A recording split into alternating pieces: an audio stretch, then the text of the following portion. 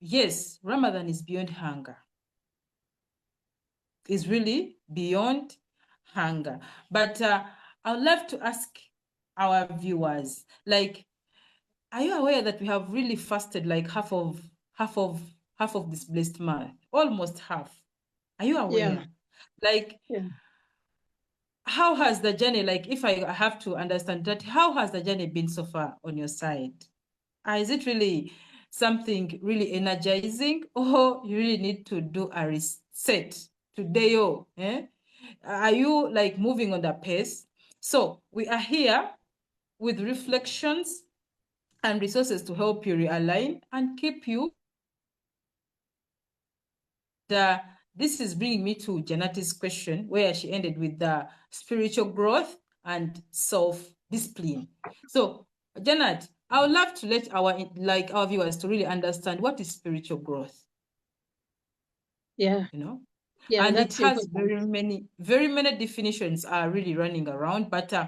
I summarized it in a simple way, that it is just a process of awakening your true nature. You need to awaken your true nature, the purpose and the potentials. So spiritual growth is just to awaken, to really understand your purpose, to really like reflect on the way to go forward in the spiritual world. I believe most of us, we have really managed to revamp our financial aspect of life, our physical aspects of life, whereby for financials, we have gone to financial classes to learn about money.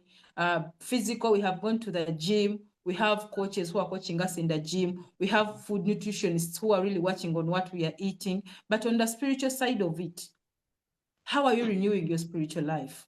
How are you awakening it? And it is the real purpose why we are here. And still, I want to describe properly what is self-development is. Self-discipline, sorry. Self-discipline is the ability to make yourself do things you know you should do, even when you don't want to do them. You know you have to go for prayers. You know you have to pray on time, but you're just reluctant. That means that you're indisciplined. But when you are disciplined, is where you do a thing you know you should do, even when you don't want to. It's raining, you don't want to go to perform ablution, but you're like, let me force myself. And at least I do tayammum.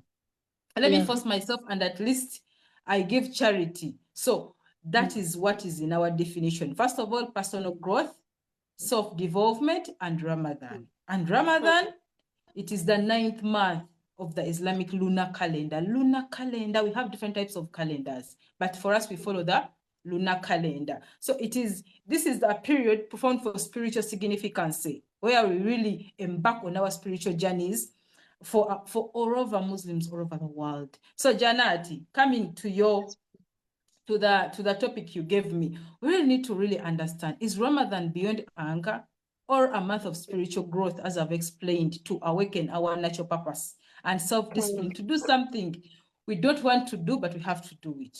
I think now we are aligning. Yeah.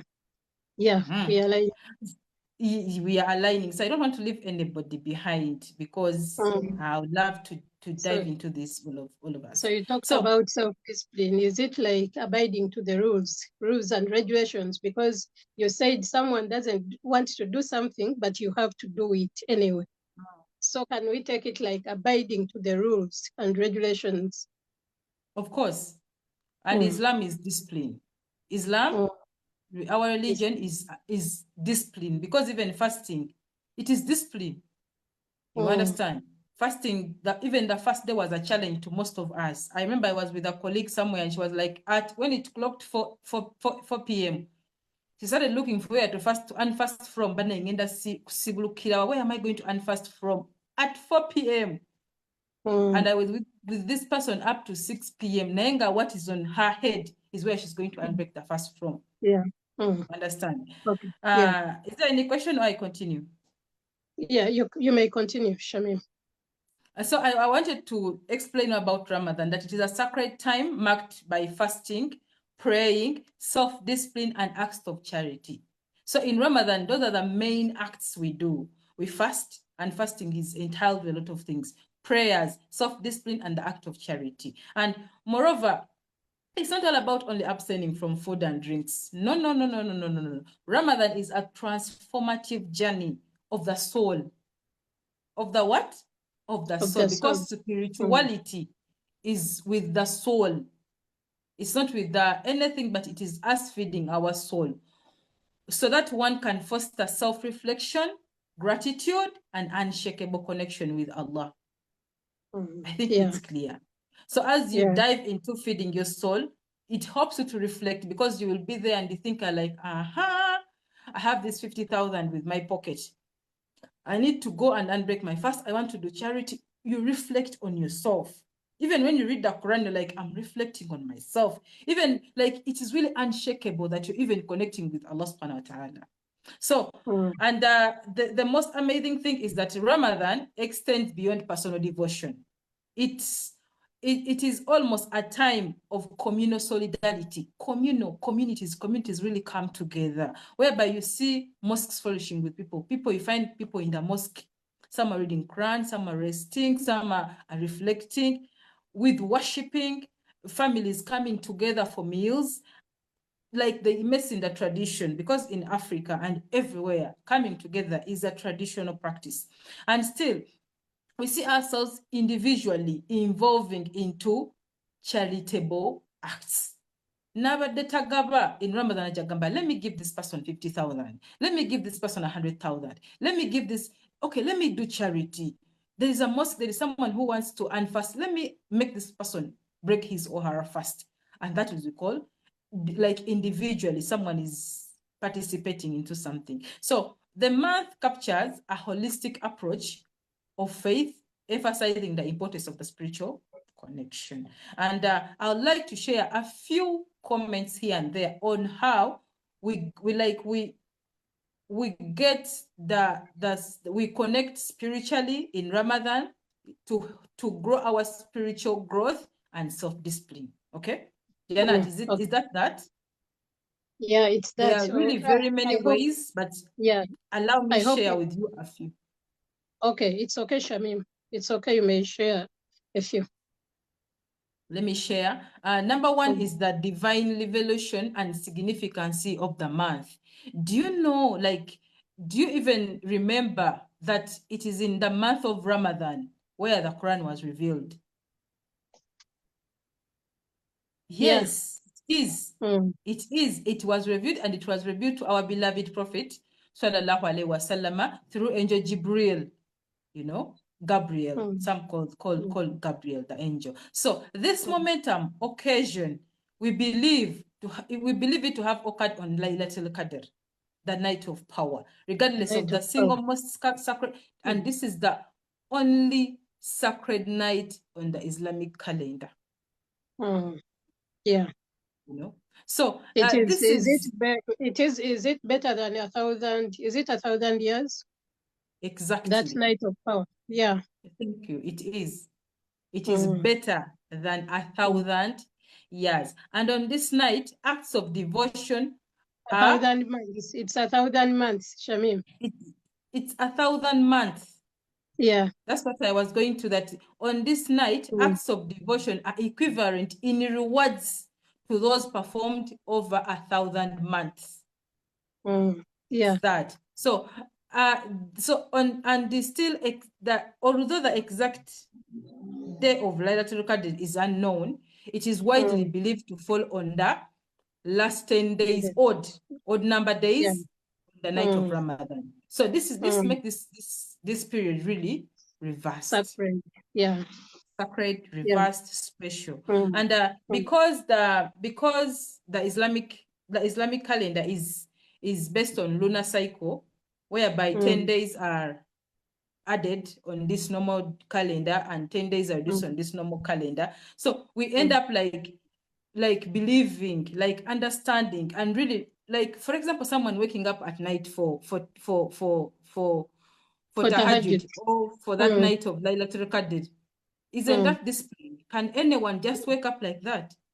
You want to sleep, You want to sleep, you want to rest, you're tired, you have been traveling, but you're like, I have to pull myself out of the bed and I go and I worship Allah. You Yeah, understand? that's a high rate of discipline. Discipline, and you're even growing because you're not doing it every time.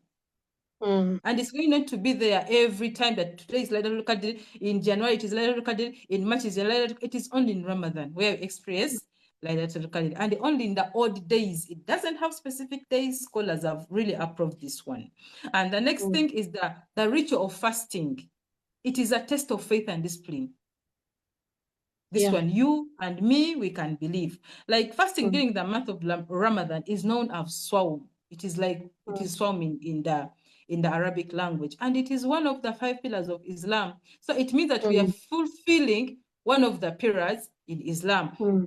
So it serves as spiritual purification process. You purify yourself spiritually. You're working on the soul and the heart spiritually, enabling believers to cultivate taqwa, God consciousness. So you be conscious with Allah and like, yeah, mashallah.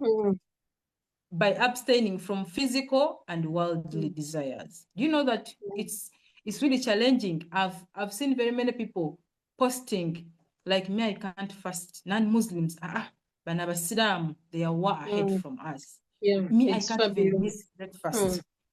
Even me, Mia covering, Mia veiling, someone will tell you, but how do you stand this weather? For example, the weather we've been having previously. So it means this is something far beyond the ordinary. Yeah, true. Just know, like, we are fasting from dawn until sunset. And here Muslims refrain from food, drink, marital relationship. You're married, but Allah is telling you, wait. During the day, please, don't do it. So we also strive to avoid negative behaviors. We really strive. Should I add something? And you're like, nasibi. Someone, even quarreling back, maybe someone tries disturbing you, and then you're like, I won't do this because I'm fasting. Yeah, I won't lie.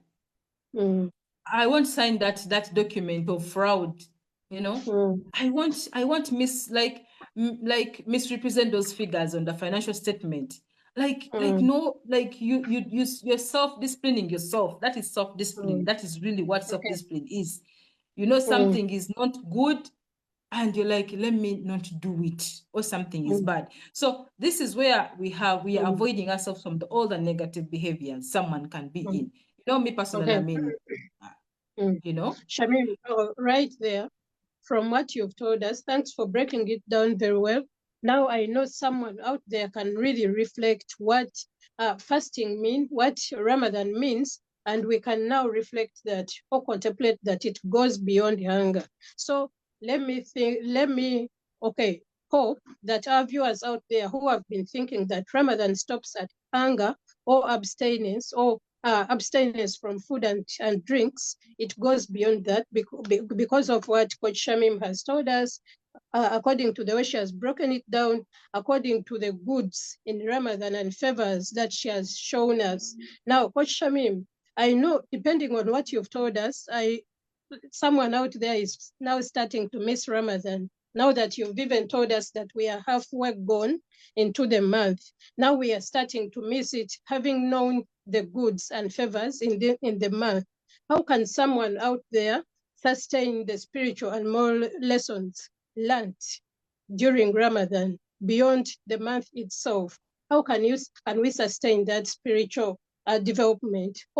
How can we maintain that heart of Ramadan, after knowing its goods and favors? How can we maintain that spirit even after the month itself? Okay, you know, there is a book which I read, it's called Atomic Habits. It's by James Clear, where he really tells us that we develop habits.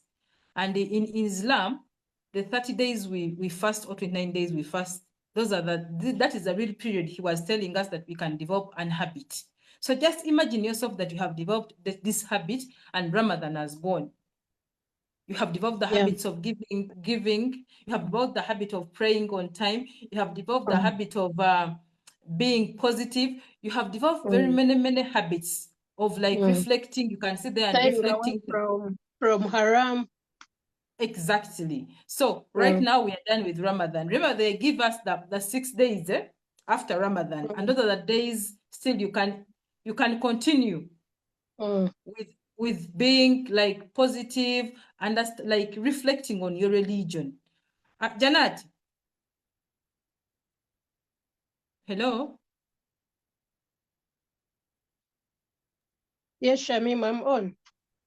I think the question I've skipped off my head. Kindly come again as I noted here. It was like having told us the goods and favors of Ramadan. Now that you've told us we are halfway gone into the month, how is someone going to maintain that spirit of Ramadan? Because someone may think we are supposed to do these things, and then when Ramadan is done, we are done with the habits that we've developed. How are we going to keep that spirit burning even after the month itself? Okay, as I've said, right now we have developed, let's assume now that the Ramadan is done, and we have to continue with that spirit of what we have developed. As I've said in James Clear's book, where he really tells us that an habit is developed in 29 to 30 days, and that is what Ramadan is all about. That is the period. So let me assume that you have developed an habit of praying on time. You have not been praying on time. This means that any habit you have developed, you should not drop it. You should not drop it. Go with it. Embrace it. And in this thing, what I mean, get people who can really make you develop that habit more. You know, if you have a WhatsApp group of Muslims who are really practicing Islam, don't go away from those groups. Many of them do exit after Ramadan.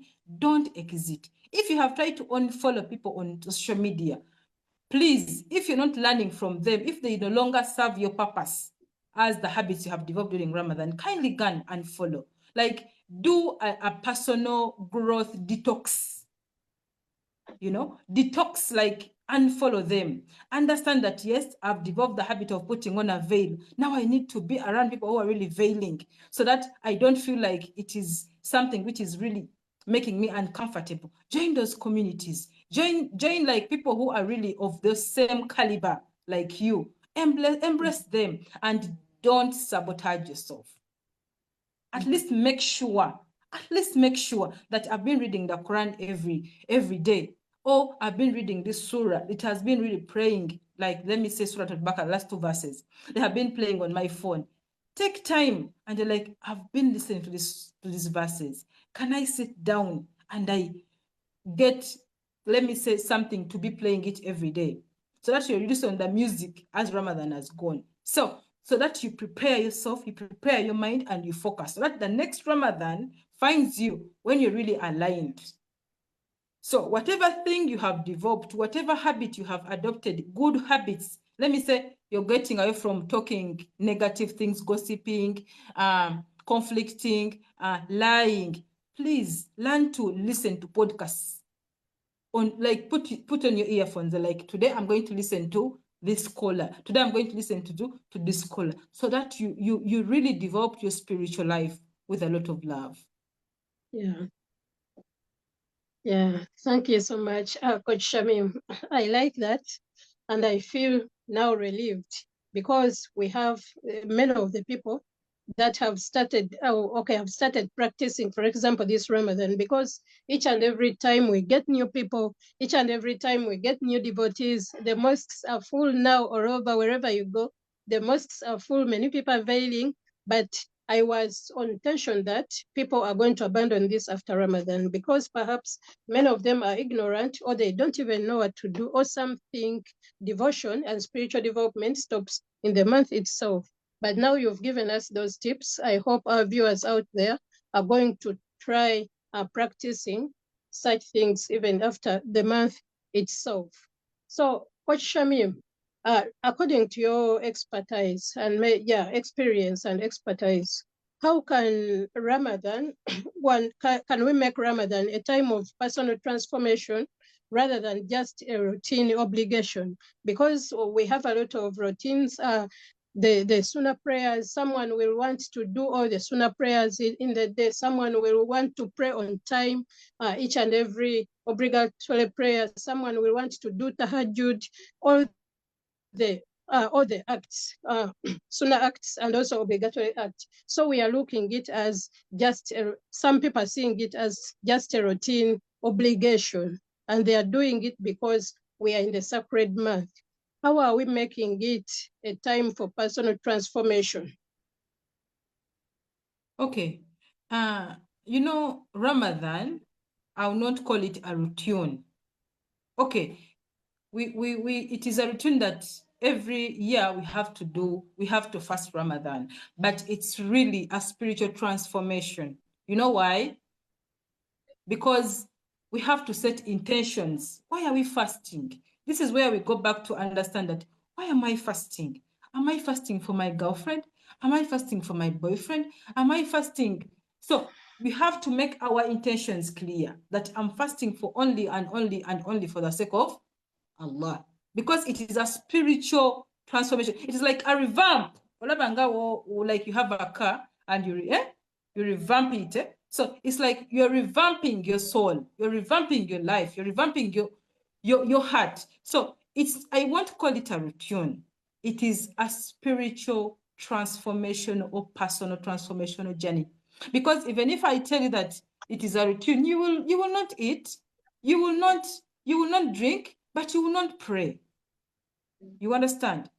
You will say, and sigenda kusiba naye kansiba enjala kaneme kulya, but let me watch my pornos, let me watch all my movies, let me do all the lugambo, the lies, and that's not what we call fasting. That's why you're saying that fasting is beyond the food, it's beyond the hunger. And for people who have been really fasting, they don't even see it as hunger. They see it as a blessing to them. This is the time when they say that the Quran, that the shaitan has been tied onto the chains. But I was reading yesterday some hadith, and it was saying that the sins we do in Ramadan, they are impacted on us, but they are more heavier. They are really more heavier than the sins we do every day. So it is a spiritual transformation. That's why they say you have to do tadabbur. And this is bringing me to the verse where it says that who are those who do not do tadabbur? Are their heart as hard as stones? Tadabbur is reflection. So Allah is telling us, yes, as we are transforming our souls, we have to connect with the Quran. And as we are connecting with the Quran, we have to reflect tadabbur. Me and you, Janet, and the people who are watching us today, they cannot do tafsir because tafsir is done by scholars, but we can do tadabbur.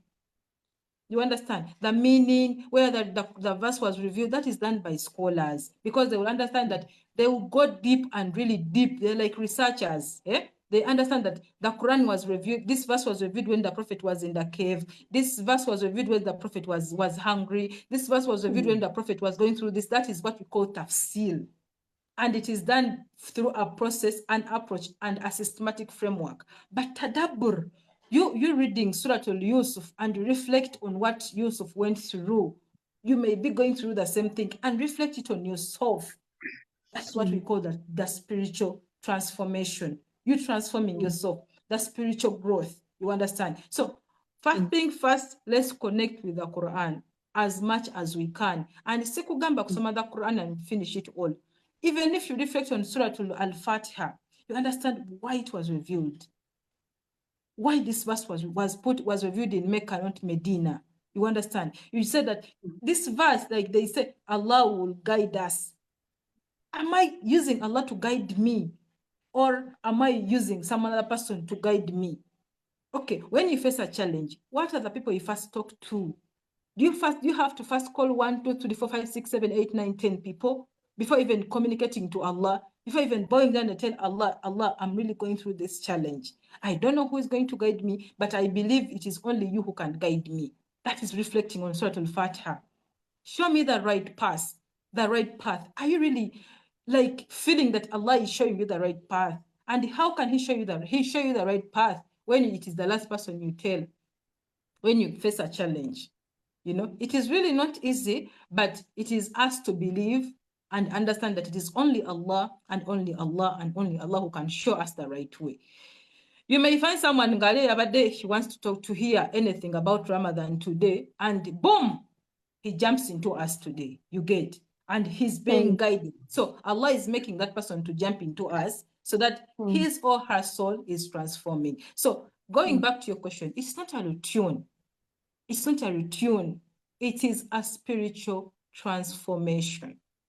Because Allah and let me not let them to fast. But since I want to revamp their souls, I want them to remember me. I want them to come back to me. I want them, as he says, remember me, I'll remember you. Come crying, come walking, I'll come to you standing. So it is a spiritual transformation or personal transformational journey.